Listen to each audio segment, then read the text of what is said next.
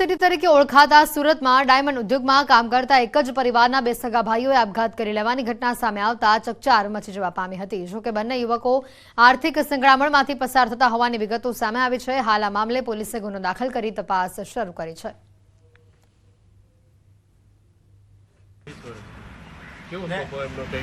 સ્વભાવ બહુ શાંત થાવ તો કોઈ કારણ કોઈ જાણવા મળ્યું જ નથી। આપને કઈ લાગતું હોય કઈ કોઈ લાગતું જ નથી। આ કેમ બન્યું એ તમને અફસોસ થાય છે। જી શું કહેશો? આપણને કોઈ કારણ લાગે છે? કોઈ કારણ લાગતું નથી।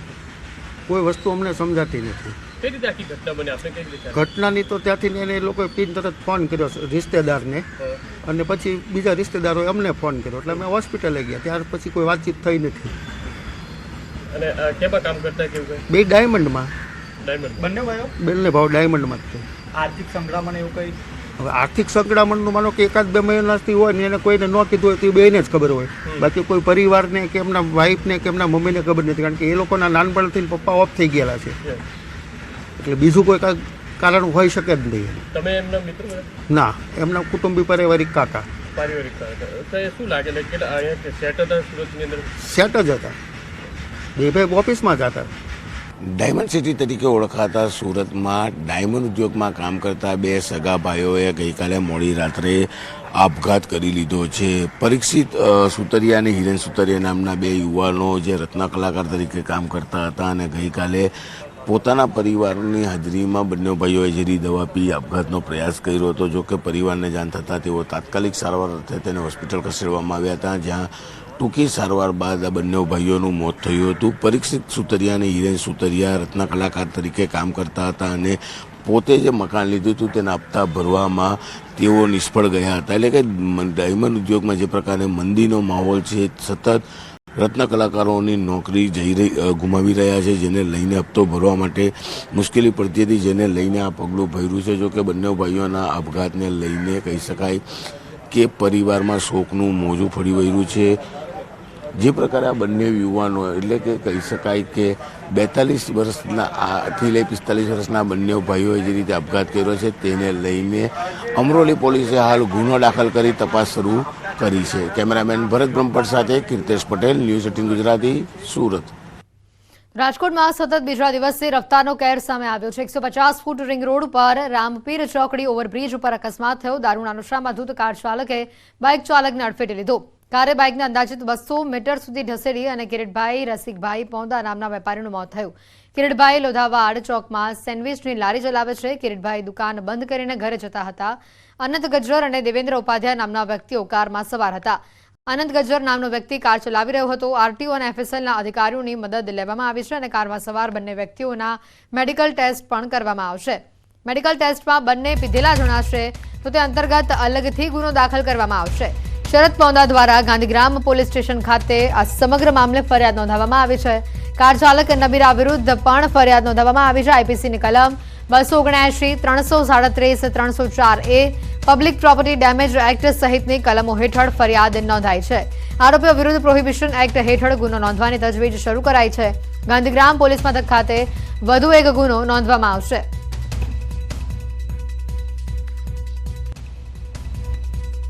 બહુ જ શોખ છે, અમારો આધાર સ્તંભ વયો ગયો છે। છોકરા રજડી પડ્યા છે, આના માટે એને ફાંસીની સજા જ મળવી જોઈએ, બીજું કાંઈ નહીં। બસ હું આટલું જ કહેવા માગું છું।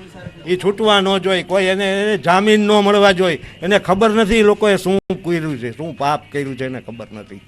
હું એક પરિવારનો આધાર સ્તંભ વયો ગયો, બાયડી છોકરા ભૂખે મરે એવું કર્યું છે એને। પોલીસ કાર્યવાહી કરશે જ એની રીતે, અમે સમજી છીએ, અમને પોલીસ ઉપર એ ભરોસો છે।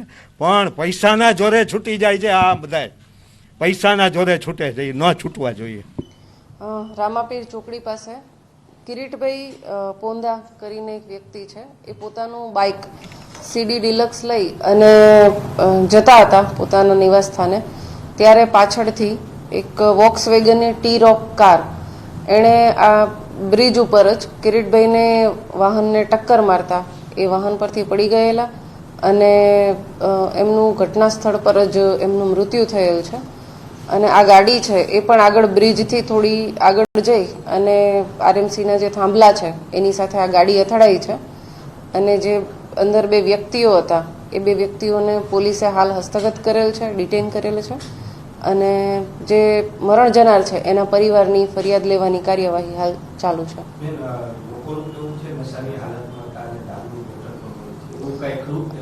બંને વ્યક્તિઓને મેડિકલ તપાસણી માટે મોકલી આપવામાં આવશે અને મેડિકલ તપાસણીમાં જો લીધેલી હાલતમાં હોય તો એમના વિરુદ્ધમાં અલગથી ગુનો દાખલ કરવામાં આવશે.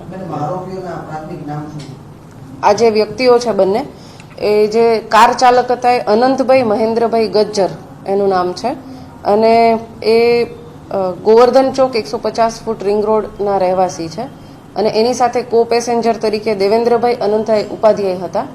આ બંને હાલ એમના કહેવા પ્રમાણે અનંતભાઈની કોઈ ફેક્ટરી છે ત્યાંથી આવી રહ્યા હતા અને રસ્તામાં આ જે બાઇક છે એને ટક્કર મારેલું હતું. હાલ પ્રાથમિક દ્રષ્ટિએ જે સ્થળની વિઝિટ કરી એના પ્રમાણે જે ગાડી છે એની સ્પીડ વધારે હોવાનું જણાઈ આવેલ છે, પણ એની ડિટેલ તપાસણી માટે અમે FSL અધિકારીને બોલાવેલા છે.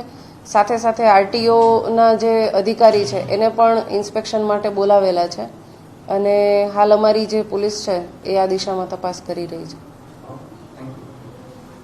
રાજકોટ શહેરમાં ફરી એક વખત રફતાર માફિયા દ્વારા એક પરિવારનો માળો છે તે પીંખી નાખવામાં આવ્યો છે. જી હા, હું આપને મારી પાછળના જે દ્રશ્યો બતાવી રહ્યો છું, આ દ્રશ્યો જોઈ શકાય છે કે શીતલ પાર્ક નજીક આવીને આ જે વોક્સવેગન કાર છે જોઈ શકાય છે કે કઈ રીતે હાલતની અંદર અહીં જોવા મળી રહી છે.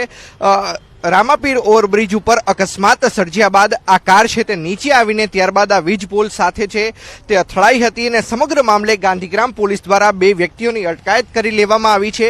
તો સાથોસાથ સમગ્ર ઘટનાની અંદર સેન્ડવિચ ની દુકાનના જે સંચાલક છે કિરીટભાઈ પોંદા, તેમનું ઘટના સ્થળ ઉપર મૃત્યુ નીપજ્યું હોવાની જે ઘટના છે તે સામે આવી છે. સમગ્ર મામલે જે પ્રમાણે વાતચીત ચાલી રહી છે તે મુજબ કારનો ચાલક અને તેની સાથે રહેનાર વ્યક્તિ છે તે દારૂ પીધેલી હાલતની અંદર તેમને આ અકસ્માત સર્જ્યો હોવાની વાત છે તે સામે આવી રહી છે. ત્યારે પરિવારજનો આપણે સાથે છે, આપણે તેમની સાથે પણ વાતચીત કરીશું.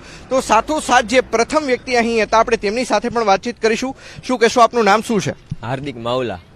હાર્દિકભાઈ, ઘટના કેવી રીતે બની, શું કહેશો? ઘટના એ ભાઈ આવતા હતા, પુલ ઉતરતા હતા અને આ ગાડી બહુ જાજી સ્પીડમાં હતી અને એ ભાઈને ઉડાડ્યા અને એમની ગાડી કંટ્રોલ ન થઈ, એ ભાગવા ગયા અને કંટ્રોલ ન થઈ ને અહીંયા આવીને અથડાણી. એટલે મેં 108 ને ફોન કર્યો અને પછી ભાઈ બે જણા ગાડીમાંથી બહાર નીકળ્યા અને બોટલનો ઘા કર્યો અહીંયા અને અનંત ગજર એવું કંઈક નામ કીધું એ ભાઈ. ખાસ કરીને ત્યારબાદ પોલીસ ક્યારે પહોંચી અને પોલીસે અહીંથી શું કબજે કર્યું છે, શું કહેશો? બસ 5 થી 7 મિનિટમાં એમ્બ્યુલન્સ ને પોલીસ બે સાથે પહોંચી અને ઈ બે અને દારૂની બોટલ ને બધું કબજે કરી લીધું. સર, ચોક્કસ. તો મૃતકના પરિજનો પણ આપણી સાથે છે, મિત્ર વર્તુળ પણ સાથે છે. શું કહેશો કે આ પ્રકારની કાર્યવાહી થવી જોઈએ? 10 મહિના પહેલા આ જ પ્રકારનો એક બનાવ બન્યો હતો, ત્યારે પણ એક લોહાણા પરિવારનો દીકરો છે, આ જ પ્રમાણે મૃત્યુ પામ્યો હતો. શું કહેશો? આ લોકો સામે કાર્યવાહી થવી જોઈએ સાહેબ. અમારો મિત્ર તમારી સાથે જ હતા, 10 મિનિટ થઈ હતી, ચા પીને છૂટા પડ્યા નથી કે હું ઘરે જાઉં છું, તમે ઘરે જ આવી કે હું આમ જાઉં કે એ સેન્ડવિચનો ધંધો કરે લોધાવર ચોકમાં, જલારામ સેન્ડવિચ. ખાસ કરીને કિરીટભાઈની વાત કરીએ તો કિરીટભાઈના પરિવારમાં કુલ કેટલા લોકો છે અને કેટલા લોકો છે ત્યાં કિરીટભાઈ થકી નપતા હતા, શું કહેશો? કિરીટભાઈ એક જ હતા કમાવામાં, અને દીકરો તો જોબ કરે છે અમદાવાદ, અને ઘરનાની તબિયત નરમ છે, ડિપ્રેશનમાં આવી જાય છે. ચોક્કસ અન્ય લોકો પણ છે, આપણે તેમની સાથે વાતચીત કરીશું. 10 મહિના પહેલા પણ આ જ પ્રકારે એક દીકરો છે કે જે અહીંના ગોલ્ડન પોર્ટિકોમાં રહેતો હતો અને એનું પણ આ જ પ્રકારે અકસ્માત થયું હતું. પરિવારને હજુ સુધી ન્યાય નથી મળ્યો. ત્યાં વધુ એક ઘટના, શું કહેશો? આ દારૂ પીને રાત્રે 24 કલાક ગાડીઓ આવી રીતના ચલાવે છે. આ લોકોને ઉપાડી અને જેલમાં નાખો ને કડકમાં કડક સજા અપાવો. ગૃહમંત્રીને અમારો વિનંતી છે, હર્ષ સંઘવી સાહેબને. ચોક્કસ. તો કડકમાં કડક કાર્યવાહી કરવાની વાત કરવામાં આવી રહી છે. અન્ય પણ વ્યક્તિ છે, આપણે તેમની સાથે પણ વાતચીત કરવાનો પ્રયત્ન કરીશું. શું કહેશો? ખાસ કરીને આમ તો ગુજરાતની અંદર દારૂ ઉપર પાબંદી છે, તેમ છતાં અવારનવાર ગમે ત્યાં મળે છે, શું કહેશો? અમારે આની માંગ છે, અમારી ભેગા અમે હજી ત્યાંથી છૂટા પડ્યા, આની કાર્યવાહી જરૂર થવી જોઈએ, અમારી એટલી જ માંગ છે. દારૂવાળાને જ બંધ કરાવો, અમારી માંગ. શું કહેશો ભાઈ? દારૂ આવે છે ક્યાંથી? એને જ રોકો ને, આવે ત્યારે ત્યાં ઘાણી થાય છે ને ભાઈ, બરાબર, એને જ રોકો પેલા, એટલે બધું હારાવાના થાય. ઉપરથી આવવાનું બંધ કરો. ભલે ગાંધીના ગુજરાતમાં આમ તો દારૂ ના ગેરકાયદેસર વેચાણ અને ખરીદ ઉપર પાબંદી હોય, પરંતુ જોઈ શકાય છે કે દારૂના નશામાં ચકચૂર જે રફતાર માફિયા છે તેને ફરી એક વખત અકસ્માત સર્જ્યો છે, ને અકસ્માત સર્જવાના કારણે વધુ એક પરિવારનો માળો છે તે પીંખાઈ ગયો છે. અંકિત પોપટ, ન્યૂઝ 18 ગુજરાતી, રાજકોટ. જામનગરથી વધુ વિગતો આવી રહી છે. કોંગ્રેસે જેપી મારવિયાને ઉમેદવાર બનાવ્યા છે. ભાજપના પૂનમ માડમ સામે કોંગ્રેસના મારવિયા જિલ્લા પંચાયતના વિપક્ષી નેતા છે. જેપી મારવિયાને હાઈકમાન્ડે ટેલિફોનિક સૂચના આપી છે. મહત્વના સમાચાર. પૂનમબેનની સામે મારવિયા મેદાને ઉતરશે. જામનગરથી આ વિગતો આવી રહી છે. કોંગ્રેસે જેપી મારવિયાને ઉમેદવાર બનાવ્યા છે. ભાજપના પૂનમ માડમ સામે કોંગ્રેસના મારવિયા જિલ્લા પંચાયત વિપક્ષી નેતા છે તેઓ. 100% સાચી વાત છે. સૌપ્રથમ તો અમારા માનનીય રાષ્ટ્રીય અધ્યક્ષ શ્રી ખડગે સાહેબ, માનનીય રાહુલ ગાંધીજી, માનનીય સોનિયા ગાંધીજીનો આજે ખૂબ ખૂબ આભાર માનું છું કે આ તકે મને એક જામનગર 12 લોકસભાની બેઠક ઉપર એક લડવા માટેનું તક આપી છે, ત્યારે તેમનો ખૂબ ખૂબ આભાર માનું છું. તો પોરબંદરથી સમાચાર આવી રહ્યા છે. પોરબંદર, ગીર સોમનાથ અને દીવમાં હીટવેવની આગાહી સામે આવી છે. અને હવે નજર તે પહેલા કરીશું ટોપ 3 ખબરો પર.